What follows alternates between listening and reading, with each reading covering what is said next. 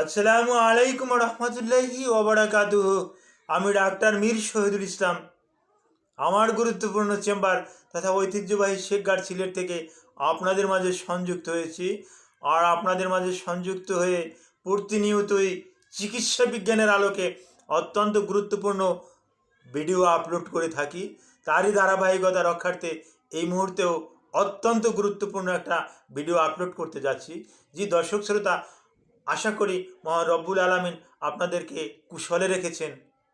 ওই মহান রব্বুল আলামিন আমাকেও কুশলে রেখেছেন বিদায় আপনাদের সম্মুখে এসে চিকিৎসা বিজ্ঞানের অত্যন্ত গুরুত্বপূর্ণ তথ্য শেয়ার করতে পারছি।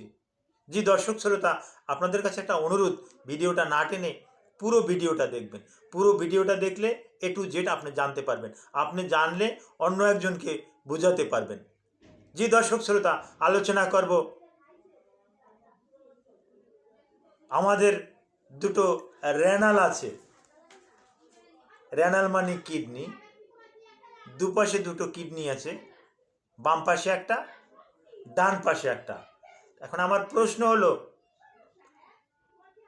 অ্যানাটমির ভাষায় বাম পাশের কিডনির থেকে ডান পাশের কিডনিটা ছোট। এক একজনের এক এক রকমের, তবে ছোট। এখন এই ছোট কেন? আল্ট্রাসোনোগ্রাফি করার পর যখন দেখে যে বাম পাশের থেকে ডান পাশের কিডনিটা ছোট, তখন সে হতভম্ব হয়ে যায়। সে চিন্তা করে আমার মনে হয় রোগ হয়েছে, এটা ছোট হয়ে গেছে, আস্তে আস্তে আরও ছোট হয়ে যাবে, তাহলে তো আমি আর বাঁচবো না, এটা মনে হয় ওখান থেকে ভ্যানিশ হয়ে যাবে একটা সময়। না, এটা সৃষ্টিকর্তা প্রদত্ত। সৃষ্টিকর্তা প্রদত্ত দুপাশে দুটো কিডনি থাকে। কিডনির লেন্থ থাকে, যেমন মাপ থাকে, আমরা একটা মাপ দেই। এই মেজারমেন্টে দেখা যায় 7 সেন্টিমিটার থেকে লেন্থ 11 সেন্টিমিটার। এটাই স্বাভাবিক। এটা বাম পাশেরটা, ডান পাশেরটা আরেকটু ছোট থাকে। এক একজনের এক একটু ছোট থাকে, সবার যে সমান হয় তা না। কিন্তু আবার এই লেন্থ যদি 12 সেন্টিমিটারের বড় হয়, তাহলে আমরা এটাকে বলি বিপুলার লেন্থ। এই বিপুলার লেন্থটা আবার একটু ক্ষতিকর। এ বিষয়ে আমি আসছি, আলোচনা করব। তো অনেকেই ভয় পেয়ে যায় যে ব্যাপারটা কি, কিডনি আমার একটা ছোট একটা বড় বা এরকমের, কারণটা কি? কারণটা আমি বলছি। সৃষ্টিকর্তা প্রদত্ত আমাদের আর একটা অর্গান আছে, লার্জ অর্গান, লিভার। এটাকে বলি laboratory of A body or largest gland of a body. Liver is the largest gland of a body. তো এই লিভারের আবার দুটা লোব আছে, একটা বাম লোব একটা ডান লোব। বাম লোবের থেকে ডান লোবটা আকারে কিন্তু বড়। এটা যখন নিচের দিকে থাকে, ওর নিচে আবার একটা আরেকটা অর্গান থাকে, অর্গানটার নাম গল ব্লাডার। এই গল ব্লাডারটা ওর নিচের দিকে থাকে, যার পরিপ্রেক্ষিতে ওখানে যে কিডনিটা থাকে, ওই কিডনিটাও যদি আল্লাহ তাআলা যদি সৃষ্টিকর্তা যদি ওটাকে যদি ঈশ্বর যদি ওটাকে বড় করে দিত, তাহলে ওই গল ব্লাডারে গিয়ে ধাক্কা লাগতো, লিভারে ধাক্কা লাগতো। যার পরিপ্রেক্ষিতে সৃষ্টিকর্তা যেখানে যে রকমের লাগে ঠিক সেখানে সেই রকমের সিস্টেমেই কিন্তু তৈরি করে দিয়েছে, সেট করে দিয়েছে। ওটা একটু ছোট করে দিয়েছে, যার পরিপ্রেক্ষিতে ওই লিভারে বা গল ব্লাডারে টাচ করতে পারে না। এটাই কিন্তু অ্যানাটমির নিয়ম। আমি অ্যানাটমির নিয়মটাই বলছি। তবে কারো কারো ক্ষেত্রে যদি আকার থেকে বেশি ছোট ছোট থাকে, তাহলে এটা একটা চিন্তার বিষয় যে কেন ছোট হলো, কোথায় কি সিরাম ক্রিয়েটিনিনটা একটু দেখা উচিত, বা আরও কিছু কিছু বার্ন, তারপর আসে ইউরিয়া, হ্যাঁ, ইউরিক অ্যাসিড, এগুলো একটু দেখতে হয়। দেখে তারপর আসে কনফার্ম হতে হয় যে আসলেও জটিল কোনো সমস্যা কিনা। তবে ওই কিডনি ছোট বড়, আমরা চিকিৎসকরা কিন্তু ওই কিডনি ছোট বড় কিন্তু দেখি না। আমার কাছেও কিডনি রুগী আসে, আমি কিন্তু ছোট বড় দেখি না।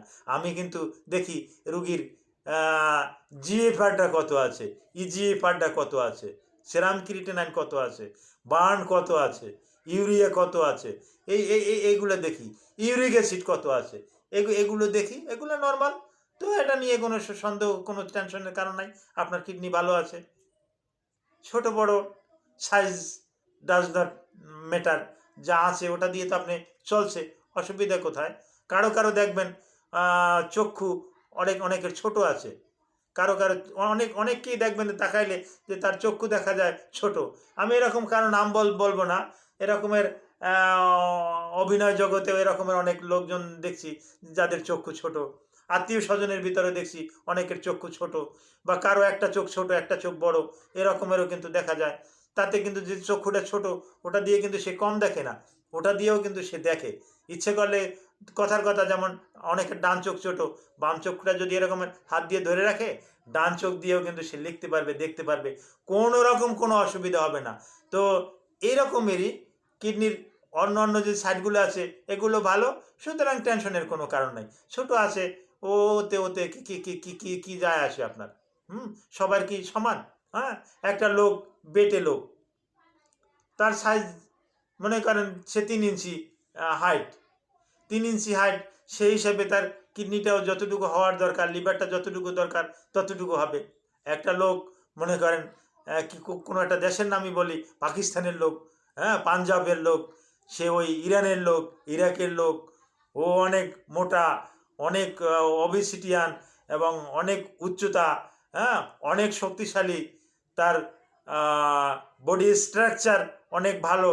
সুতরাং তার ক্ষেত্রে সৃষ্টিকর্তা ওই কিডনির লেন্থও বড় করে দিয়েছে, লিভারও বড় করে দিয়েছে।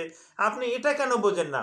আপনি যখন একটা বড় গরু কুরবানি দিলেন, বড় গরু জবও করলেন, হ্যাঁ, 4 লাখ 5 লাখ টাকা দামের একটা গরু যখন, ষাঁড় গরু জব দিলেন, তখন ওটা যে পরিমাণে মাংস পাইলেন, ওটার লিভারটা যত বড়, আর আপনি 1 লাখ টাকা দিয়ে একটা গরু কিনলেন, ওটাকে জব দিলেন, ওটার লিভারটা তো অত বড় না, ওটার কিডনিও ওই রকমের বড় না। সুতরাং এটা নিয়ে টেনশন করার কোনো রকমের কারণ নাই। আপনার ভালো আছে, অর্থাৎ প্রোটিনের ইউরিনে প্রোটিন ইউরিয়া নাই, কিডনিতে প্রোটিন ইউরিয়া নাই, কিডনিতে সিস্ট নাই, কিডনিতে ক্যালকুলি নাই, অর্থাৎ পাথর নাই, হ্যাঁ, এগুলো কোনো কিছু নাই।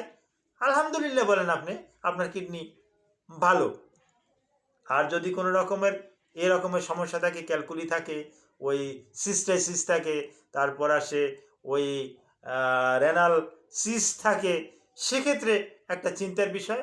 সেক্ষেত্রে নেফ্রোলজিস্টদের বা ইউরোলজিস্টদের আপনাকে শরণাপন্ন হতে হবে, এছাড়া otherwise not. Thank you all.